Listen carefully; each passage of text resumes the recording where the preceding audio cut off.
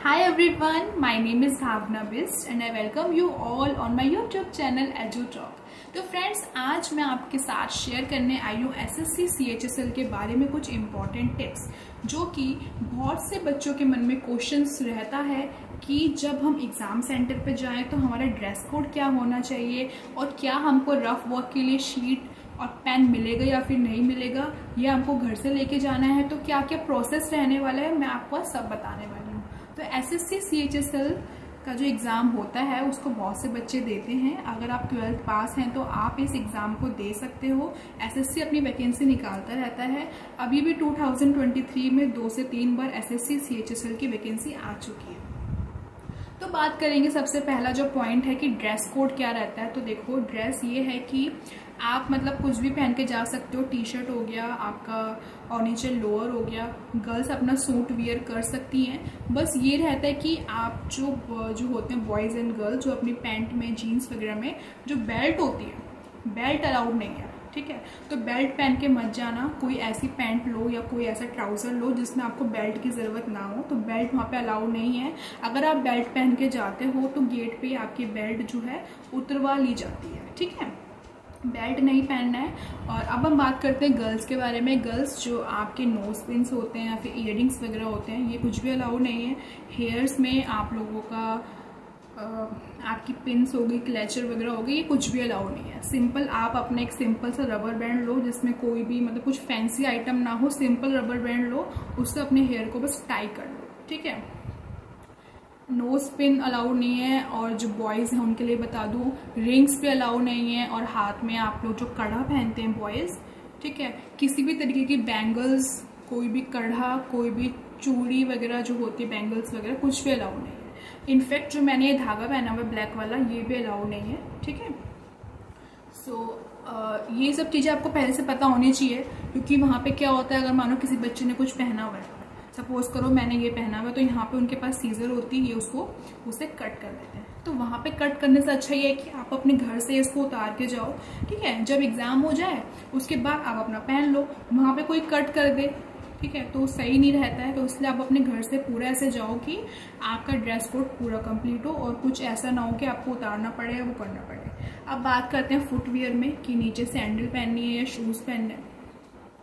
Sandal पहनो या sleeper पहनो, ऐसा पहनो कि आपके जो फिंगर्स है पैर की वो दिखे उनको। शूज़ बिल्कुल भी अलाउड नहीं है, शूज़ वहाँ पे उतरवा लिए जाते हैं। तो बॉयज़ एंड गर्ल्स जो भी हैं, आप कोशिश करो कि आप सैंडल पहन के जाओ, क्योंकि सैंडल में आप लोगों की जो फिंगर्स होती है वो मतलब दिखती है ना। तो शूज़ तो बिल्कुल भी अलाउड नहीं है। सैंडल्स पहन लो या फिर आप अच्छी वाली स्लीपर्स भी वेयर कर सकते हो, ठीक है। और बाकी आपके गले में कोई नेकलेस वगैरह, कोई चेन वगैरह कुछ भी नहीं होना चाहिए, बिल्कुल अलाउड नहीं है। कोशिश करो कि आप हाफ स्लीव के क्लोथ पहन के जाओ, जैसे कि मेरा यहाँ तक का है, यहाँ तक का हो क्लोथ, मतलब ऐसा ना हो कि पूरा हाथ कवर है आपका। शर्ट होती है बॉयज़ की, लाइक पूरा यहाँ तक मतलब होता है कवर, तो उसमें प्रॉब्लम आती है, वो देखते हैं चेक करके, ठीक है। कुछ जो एग्ज़ाम होते हैं गवर्नमेंट के, उसमें साफ लिखा होता है कि आपको यहाँ तक के क्लोथ्स वियर करने हैं, हाफ स्लीव के। Full sleeves are not allowed, ठीक है। तो हो सके तो आप हाफ स्लीव पहन के जाओ।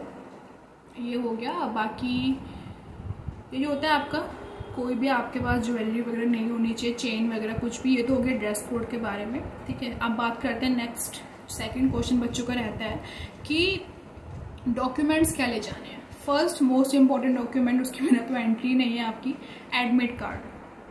आपका जो एडमिट कार्ड आता है वेबसाइट पे, ई एडमिट कार्ड जिसको हम बोलते हैं, उसका प्रिंट आउट निकलवाओ। Print out black and white या फिर कलर, कोई सा भी निकलवा सकते हो। ये मैं बात कर रही हूँ SSC CHSL की। कुछ एग्जाम में डिफर कर सकता है, बट ऐसा बहुत कम होता है कि वो ब्लैक एंड वाइट ही बोलते हैं या फिर कलर ही बोलते हैं। बच्चा कोई सा भी निकलवा सकता है, ठीक है। तो एडमिट कार्ड आप निकलवाओ। फर्स्ट डॉक्यूमेंट एडमिट कार्ड हो गया। और फिर होता है उसके बाद आप लोगों का जो ID कार्ड होता है, आधार कार्ड। आधार कार्ड आप लोगों को ओरिजिनल होना चाहिए, photo copies are not allowed, ठीक है। अपना ओरिजिनल आधार कार्ड लेके जाओ जिसमें आप लोगों को डेट ऑफ बर्थ वगैरह होना चाहिए, जो आपको डॉक्यूमेंट्स में है सेम। अगर आपका जो आधार कार्ड में इंफॉर्मेशन है और जो एडमिट कार्ड में इंफॉर्मेशन है वो मैच नहीं करती है, मिस मैच होती है, तो वहाँ पे आपसे एप्लीकेशन लिखवाने को बोल दिया जाता है।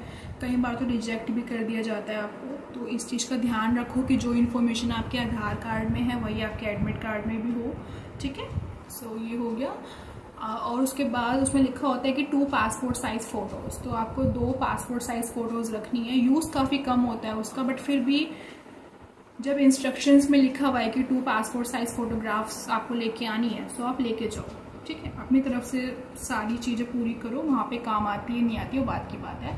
डॉक्यूमेंट्स सिर्फ 3 इंपॉर्टेंट है। फर्स्ट बताया एडमिट कार्ड, सेकेंड का बताया ID card, original ID card, Aadhaar card जो आपका होता है, और थर्ड बताया मैंने आपको फोटोग्राफ्स, 2 पासपोर्ट साइज फोटोग्राफ जो आपकी रिसेंट हो। ऐसा नहीं कि अपनी 6th क्लास की फ़ोटो लगा रहे हो, अपनी 7th क्लास की फ़ोटो लगा रहे हो, नो। फ़ोटोज़ आपकी ज़्यादा से ज़्यादा 2 से 3 महीने पुरानी हो तो चलेगा, ठीक है, ज़्यादा पुरानी ना हो। ये था डॉक्यूमेंट्स के बारे में। अब बात करते हैं कि जैसे कि आपको पता है SSC में आपके जो क्वेश्चंस होते हैं वो रीजनिंग के, मैथ्स के होते हैं, तो उनके लिए रफ वर्क के लिए आपको शीट वगैरह चाहिए होती है। तो वहाँ से आपको शीट्स मिलती है, शीट्स भी मिलती है, साथ में पेन भी मिलता है। यहाँ से आप अपने साथ पेन, शीट कुछ भी नहीं ले जा सकते हो। अगर कोई बच्चा पेन लेके भी जा रहा है तो पेन उसका वहीं रख लिया जाता है। तो आपको पेन शीट की कोई टेंशन लेने की ज़रूरत नहीं है। एग्ज़ाम सेंटर वाले आपको खुद ही शीट और जो पेन है प्रोवाइड करेंगे, बिकॉज उनको पता है कि जो आपका पेपर है उसमें मैथ्स भी आती है और मैथ्स बिना पेपर के सॉल्व नहीं हो पाती है। मैथ्स हो गया, रीजनिंग हो गया, तो आपको वहाँ से शीट और पेन मिलता है। इस चीज़ की चिंता करने की कोई ज़रूरत नहीं है, ठीक है। सो ये हो गया। अब मैं आपको अगर वैसे बता दूं कि पेपर कैसे होता है, जर्नल व्यू, डाउट्स जो थे ड्रेस कोड को लेके, डॉक्यूमेंट को लेके, शीट लेके जानी नहीं जानी, वो सब मैंने आपको बता दिया। अब एक जर्नल बता दो क्या होता है। आप लोग का सेंटर पड़ेगा, आप सेंटर आपका कहाँ पड़ा है आप उसको देख लो नेट पे, या फिर एक बार आप एग्ज़ाम से पहले विजिट भी कर सकते हो, ठीक है। और सेंटर पे हो सके तो आपको जो एडमिट कार्ड होता है उस पर रिपोर्टिंग टाइम लिखा होता है। रिपोर्टिंग टाइम 1 घंटे पहले की होती है, लेकिन आप देखो कि जो गेट क्लोज हो रहा है वो कब हो रहा है। सपोज करो गेट क्लोज हो रहा है 9 बजे, सुबह के 9 बजे गेट क्लोज हो रहा है, तो आप कोशिश करो कि आप मतलब 8:45 तक पहुंच जाओ। अगर आप 8 बजे पहुंच जाते हो, फिर अंदर क्या होता है ना, अंदर जब बच्चा जाता है तो उसके बायोमेट्रिक्स वगैरह होते हैं, डॉक्यूमेंट्स वगैरह चेक होते हैं, तो उसमें थोड़ा सा टाइम लग जाता है और वो काम ज़्यादा से ज़्यादा आपको 10 मिनट का होता है। अगर आप वहाँ पे 8 बजे ही पहुँच गए, पेपर आपका 9:30 बजे से, तो 1.5 घंटा आप बोर हो जाओगे। कोशिश करो, अगर आप देखो कि गेट क्लोज कब हो रहा है, गेट क्लोज अगर 9 बजे हो रहा है तो आप कोशिश करो कि 8:45 तक आप वहाँ पहुँच जाओ और अपने अंदर जाओ, क्योंकि अंदर जो फॉर्मेलिटीज़ होती है वो 10 से 15 मिनट की होती है बस हर बच्चे की। अगर आप ज़्यादा जल्दी पहले पहुँच जाओगे फिर आप बोर हो सकते हो वहाँ पे, क्योंकि मैंने देखा है कि बच्चे बोर हो जाते हैं वहाँ पे। तो इसलिए आप ज़्यादा जल्दी भी मत जाओ। जब गेट क्लोज है, गेट एक बार क्लोज हो गया उसके बाद आपकी कोई भी एंट्री नहीं है, कोशिश करो कि पहले ही पहुंच जाओ। ज़्यादा जल्दी मत पहुंचो, बट गेट क्लोज का जो भी टाइम है उससे 5 से 10 मिनट पहले पहुंचो, ठीक है। फिर आपकी चेकिंग वगैरह होएगी और फिर बच्चा अंदर जाता है। रोल नंबर की लिस्ट लगी होती है गेट पे, रोल नंबर चेक कर लो। अगर बाहर चेक नहीं कर पाए हो, लेट हो गए हो, कोई बात नहीं, अंदर भी होती है लिस्ट, चेक कर सकते हो। कभी एग्जाम में अगर लेट हो जाओ बिल्कुल भी आपको घबराना नहीं है, ठीक है, आराम से जाओ, सब हो जाता है। फिर आप जब अंदर जाओगे फिर आप क्या फॉर्मेलिटीज़ वगैरह देखते हैं सर्वर कि आपका एडमिट कार्ड हो गया और आपका जो आधार कार्ड हो गया, इन्फॉर्मेशन डिटेल्स वगैरह। फिर उसके बाद आप लोग के बायोमेट्रिक्स वगैरह होते हैं, आपकी फ़ोटोग्राफ होती है, ठीक है। इस सब में 10 से 15 मिनट लग जाते हैं। फिर आपका जो एडमिट कार्ड होता है उस पर वो आपका सिस्टम नंबर लिख देते हैं कि आपको कौन सा सिस्टम पे जाके बैठना है। आपका एग्ज़ाम कंप्यूटर बेस्ड एग्ज़ाम होता है, सिस्टम मतलब कंप्यूटर, कौन सा आपका कंप्यूटर है तो आपको उसमें लिख देंगे कि आपका ये कंप्यूटर है। फिर आपको उस रो में जाके अपना कंप्यूटर पे जाना है। कंप्यूटर को आप ऑन करोगे, बस माउस से क्लिक करना होता है आपको, उस पर माउस से क्लिक करोगे तो आपके सामने आपकी फ़ोटो आ जाएगी। एक फ़ोटो वो आएगी जो आपकी एडमिट कार्ड पे लगी है, एक फ़ोटो वो आएगी साथ में जो आपने अभी क्लिक करवाई है। मतलब एग्ज़ाम हम जब जाते हैं बायोमेट्रिक्स होता है तो हमारे वहाँ पे सर या मैम जो भी फ़ोटो क्लिक भी होती है, वहाँ पे फ़ोटो क्लिक हो जाएगी। तो आप देख लेना कि सिस्टम पे आपकी फ़ोटो और आपका नाम ही आ रहा है या नहीं आ रहा है। ऐसा नहीं कि किसी और की फ़ोटो आ रही है, किसी और का नाम आ रहा है और आप उस सिस्टम पे बैठे हो, तो सिस्टम पे बैठने से पहले सब चीज़ें चेक कर लेना। अगर आप किसी गलत सिस्टम पे बैठ गए हो जहाँ पे आपका इन्फॉर्मेशन नहीं है, तो आप वहाँ पे सर मैम से बोल सकते हो, ठीक है। फिर आपका वहाँ पे फॉर्मेलिटीज़ वगैरह होती हैं, फिर से कुछ आपको लिखवाया जाता है हिंदी इंग्लिश में, ठीक है। फिर उसके बाद आपको जब टाइम होता है, क्वेश्चन पेपर स्क्रीन पे आ जाता है और आपका जो एग्ज़ाम होता है उसका टाइमिंग्स भी आती है कि कितना टाइम रह गया है। SSC CHSL में तो हमको 1 घंटा मिलता है, यानी कि 60 मिनट्स मिलते हैं। 4 सेक्शन होते हैं, इंग्लिश का होता है, GK का होता है, रीजनिंग का होता है, मैथ्स का होता है। चारों सेक्शन में 25-25 क्वेश्चन आते हैं, 50-50 मार्क्स के। 200 मार्क का आपका टोटल क्वेश्चन पेपर बन जाता है। क्वेश्चन भी करते रहो और स्क्रीन में टाइम जो चल रहा है उसको भी देखते रहो। ऐसा नहीं कि एक क्वेश्चन में अटक गए हो, एक क्वेश्चन नहीं आ रहा है तो आगे बढ़ो, ठीक है। सो ये था SSC CHSL में क्या प्रोसेस रहता है। काफ़ी ईजी होता है, कभी बिल्कुल घबराओ मत। देखो, बच्चे का जो फर्स्ट पेपर होता है उसमें वो थोड़ा सा घबरा जाता है क्योंकि उसको कुछ नहीं पता होता कि क्या करना है। लेकिन जब आप 1 से 2 बार 3-4 बार पेपर देते रहते हो, आप प्रोसेस से काफ़ी ज़्यादा वो हो जाते हो कि आपको पता है प्रोसेस क्या है।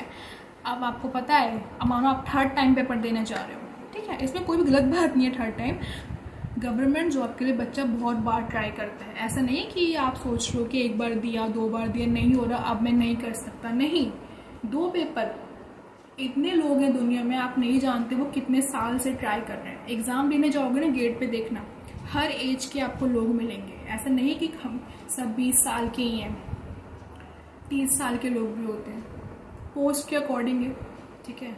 इसकी तो 27 साल तक एज है जनरल वालों की, बाकी कैटेगरी वाले की ज़्यादा है। हर तरह का इंसान आपको मिलेगा वहाँ पे। तो ऐसा नहीं है, जब तक आपकी एज है, जब तक आप ट्राई कर सकते हो, जब तक आपके पास उस लड्डू को पाने की अपॉर्चुनिटी है, तब तक आपको ट्राई ज़रूर करना चाहिए। ऐसा नहीं कि 1 बार नहीं हुआ 2 बार नहीं हुआ छोड़ दो, ट्राई करते रहो। ट्राई भी करो, साथ में प्रिपरेशन भी करो, क्योंकि विदाउट प्रिपरेशन गवर्नमेंट जॉब का एग्ज़ाम क्लियर नहीं होने वाला। आप जब पेपर दोगे या फिर जिन बच्चों ने दे भी दिया होगा उनको पता होगा कि इतना इजी क्लियर करना नहीं है अगर आप प्रिपरेशन नहीं करते हो।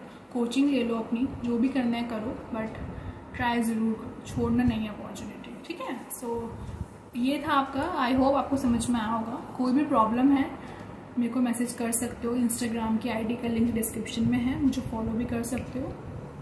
अब हम मिलेंगे दूसरी वीडियो में। अगर वीडियो पसंद आए तो प्लीज़ लाइक कर देना, अपने सभी फ्रेंड्स के साथ इसको शेयर ज़रूर कर देना। अब हम मिलेंगे अपनी दूसरी वीडियो में, तब तक के लिए टेक केयर, बाय बाय।